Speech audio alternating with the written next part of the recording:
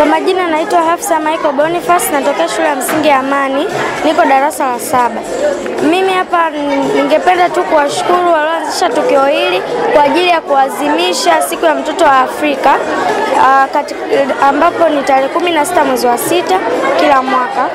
Tukio la kuanzishwa kwa kusherehekea mtoto wa Afrika lilianzishwa kutokana na watoto 200 kupoteza maisha kutokana na ukatili ambao lilitokea mwaka 1976. Kwa hiyo waliona ni bora kuwaenzi watoto ili kuwafanya wasijisikie vibaya. Kutufanya tusijisikie vibaya na tujue watufanye tujue kwamba hatuko peke yetu, tuko pamoja nasi. Ningependa wazazi na walezi wawatunze watoto wao. Wawatunze, yaani waweke mbali na vishawishi. Siku hii ya maadhimisho ya mtoto wa Afrika ina umuhimu mkubwa sana. Kwa maana ya kwanza inawakumbusha asili yake, jinsi ambavyo watoto karibia 200 waliweza kuuawa kule South Africa, lakini isitoshe ni kutambua. Yaani hii inawakumbusha watoto kutambua haki zao na kuzidai haki zao na kuzitetea haki zao.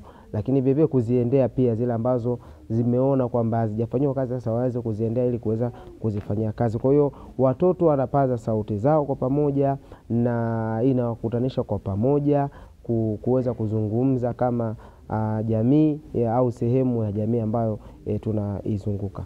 Changamoto ni nyingi ambazo wamejaribu kuzielezea hapa. Mojawapo ni ukatili wa kijinsia, lakini vile vile wameelezea ukatili wa kifikra wameelezea, lakini vile vile kwenye upande wa kielimu wamezungumzia masuala ya uhaba wa vitendea kazi mashuleni. Vifaa, shule zimejengwa lakini vifaa bado ni pungufu, hasa kwa wale wanafunzi ambao wanasomea masomo ya sayansi.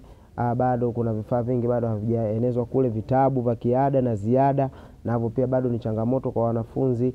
Lakini vile vile kwa wanafunzi wenye uhitaji maalumu, kuna hizi shule jumuishi zimeanzishwa hapa Tanzania. Kwa hiyo bado kuna mahitaji mengi sana. Lakini vile vile kwa shule hizi za mjini tunaona bado miundombinu yake sio rafiki, hasa tunaita kingo au uzio ndani ya shule hizi nyingi bado ni changamoto. Kwa hiyo hii ni changamoto ambayo wameipaza sana. Watoto wanaomba wasaidiwe kujengewa uzio katika shule zao ambazo ziko mjini. Unakuta huku ina barabara, huko na barabara, wakitoka pale ni rahisi sana kupata ajali kama watoto.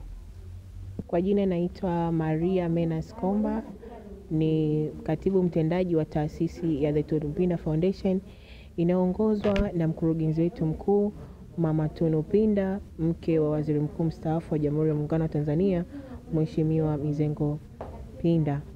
Taasisi yetu ni taasisi inayojishughulisha na shughuli zote za kijamii kwa maendeleo ya jamii, lakini kikubwa zaidi inawagusa wanawake, inawagusa watoto, inawagusa vijana na watu wenye makundi maalum.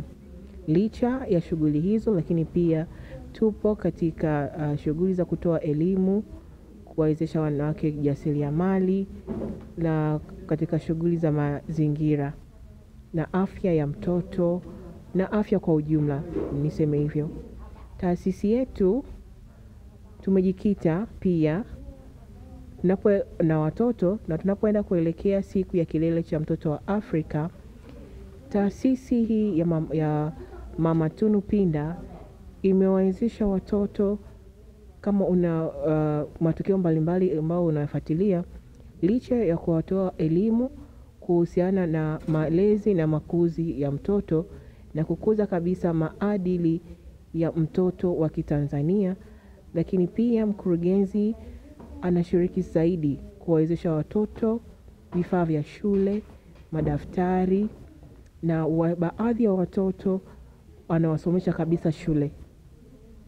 Kama taasisi tumejikita zaidi pia kuwawezesha mtoto, licha tu kumwezesha vifaa vya shule, lakini pia kuna watoto ni wanufaika wanapelekwa shule na mkurugenzi huyu Mama Tunupinda.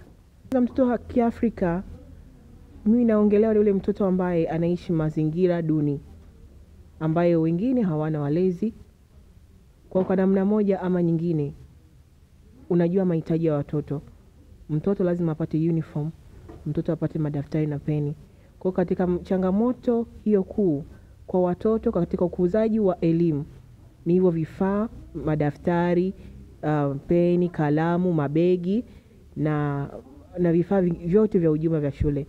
Lakini changamoto za mtoto wa Afrika ni nyingi, licha tu ya mahitaji yake ya shule. Lakini kwa wale watoto ambao wanaishi mazingira duni na ambao wanaishi labda na walezi kwa namna moja nyingine, wazazi wao wamefariki, wanakosa pia nyingine wanakosa mlo ule kamili wa lishe na mahitaji yake mbalimbali tu, labda mafuta, sabuni.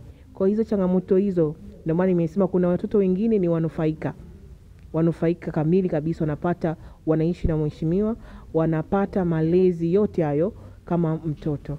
Unavyojua mtoto wa Afrika, na kwa namna ya pekee watoto wetu ambao ni wa Kitanzania, mtoto wetu ni tunu ya kesho. Mtoto wetu ambaye akilelewa vyema, akiwa na maadili mema, akili, maarifa, ni tunu ya kesho. Huyu mtoto akilelewa vyema ataweza kuwa kiongozi wa baadaye katika nyanja mbalimbali. Kisiasa ataweza kuwa kiongozi wa baadaye, kwenye biashara. Kwa hiyo mtoto wa Afrika ni tunu yetu. Tumlee watoto, tumkinge huyu mtoto dhidi ya vitendo hivi ambao sasa hivi vya ukatili, ambao watoto wengi sasa hivi wanakosa haki, wanafanyia mambo ambao ni mabaya.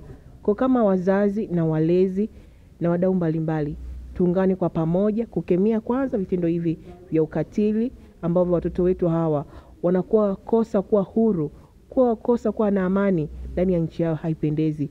Tuwe na mioyo ya kumwogopa pia Mwenyezi Mungu. Tuwalee watoto wetu. Tumewazaa ili tuwalee, ili tuweze kupata neema na baraka za Mwenyezi Mungu.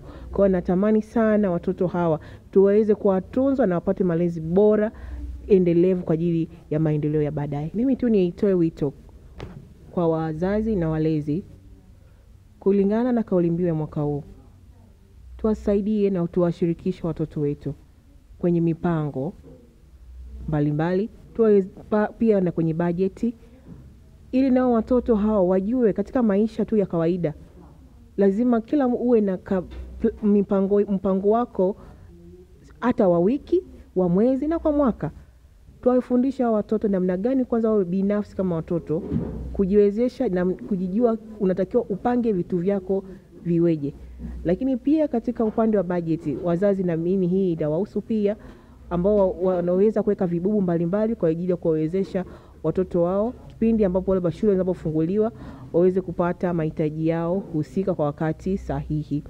Lakini pia kwa ujumla kitaifa, ni haki sasa kupaza sauti kwa watoto hawa wawe washiriki kamili wa sera mbalimbali za Jamhuri ya Muungano wa Tanzania kuhusu haki za watoto Tanzania.